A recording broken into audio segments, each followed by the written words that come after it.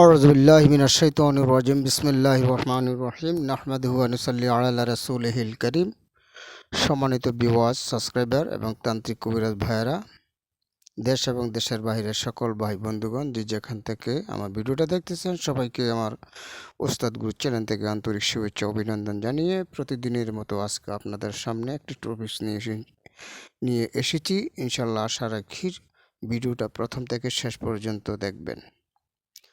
তো আশা করি সবাই ভালো আছেন, আমি আপনাদের দোয়ায় ভালো আছি।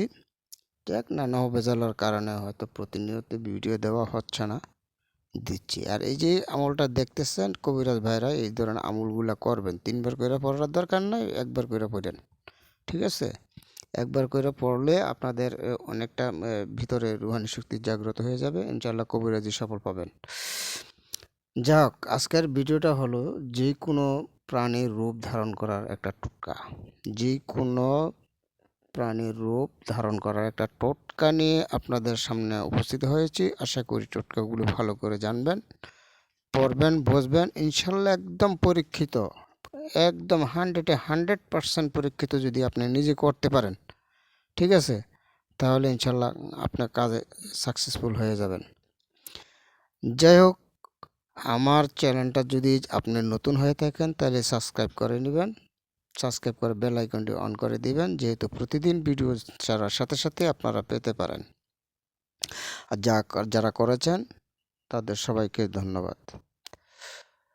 সম্মানিত ভিউয়ার্স, এছাড়া বশীকরণ, মহাবশীকরণ, উচ্চাটন, সম্মোহন, শত্রু দমন সহ সকল কাজ করে থাকে ইনশাল্লাহ যোগাযোগ করবেন। দেশ এবং দেশের বাইরে যে কোনো দেশে হোক ইনশাল্লাহ। যদি বিদেশে হয় তাহলে ইনশাল্লাহ ধরেন না 15 দিন সময় লাগবে। দেশ হলে মনে করেন 7 দিন, 3 দিন এই ধরনের সময় লাগে আর এছাড়া ভালো ভালো কিতাবের জন্য যোগাযোগ করবেন, ইনশাল্লাহ কিতাবগুলি পৌঁছে যাবে আপনার কাছে কুরিয়ার সার্ভিসের মাধ্যমে। ইনশাল্লাহ ভালো মানের কিতাব আছে এবং নিজের লিখিত কিতাব আছে। একদম 100% আপনারা কাজে সফলতা হবেন। ওই কিতাবগুলি নিয়ে আপনারা কবিরাজি করেন, ইনশাল্লাহ কাজ হবে। যাই হোক, আর যে কথায় আমরা আসতে চাইছিলাম এটা হলো যে কোনো প্রাণীর রূপ ধারণ করার জন্য। তো যে কোনো মানুষে আশা করে যে আমি যদি পাখি হতে পারতাম, আমি যদি বাঘ হতে পারতাম, আমি যদি সর্প হতে পারতাম, আমি যদি যে কোনো রূপ ধারণ করতে পারতাম, তাহলে মানুষের সামনে আমি একজন দরবেশি হাসিল করতে পারতাম। তো মানুষে বলা বলি করবো, আর ইহা তো বাঘের রূপ ধারণ করতে পারে, মানুষের রূপ ধারণ করতে পারে, এই বিভিন্ন যে কোনো রূপ ধারণ করতে পারে। তাহলে আপনার সুনাম অর্জন হয়ে যাবে সারা দেশে, ঠিক আছে? যদি কোনো রূপ ধারণ করতে পারেন তাহলে সেই সুনামটা সারা দেশে আপনার অর্জন হয়ে যাবে। এটা সবাই চায়, আমিও চাই। তো যাই হোক, আপনাদের জন্য আপনারা যারা এই ধরনের চিন্তা ভাবনা করতেছেন সেই ভাবনাকে সামনে রেখে আজকের এই টোটকাটা নিয়ে আপনাদের সামনে হাজির হয়েছি। ইনশাআল্লাহ টোটকাটা ভালো রূপে আপনারা শুনে নেবেন এবং কাজ করবেন। সম্মানিত ভিউয়ার্স, এটার নিয়মটা হলো যে কোনো প্রাণীর রূপ ধারণ করতে ইচ্ছা হবে, আপনার যখন কোনো প্রাণীর রূপ যখন ইচ্ছা হবে, সর্বপ্রথম আপনি একটি প্রাণী শনিবারে মেলতে হবে। আপনি যে কোন প্রাণী কোন রূপ ধারণ করবেন। যদি আপনি সাপের রূপ ধারণ করতে চান তাহলে একটা সাপ মারতে হবে, জাতি সাপ। আপনি যদি একটা পাখির রূপ ধারণ করতে চান তাহলে আপনি একটা পাখি রূপ ধারণ করতে হবে, পাখি মেরে ফেলতে হবে। আপনি যদি একটি মুরগির রূপ ধারণ করতে চান তাহলে একটা মুরগি মেরে ফেলতে হবে। আপনি যদি একটা গরুর রূপ ধারণ করতে চান তাহলে একটা গরু মেরে ফেলতে হবে, ঠিক আছে? যে কোনো রূপে ধারণ করেন না, আপনার আশা যেটা ওইটা আপনাকে মারতে হবে, ঠিক আছে?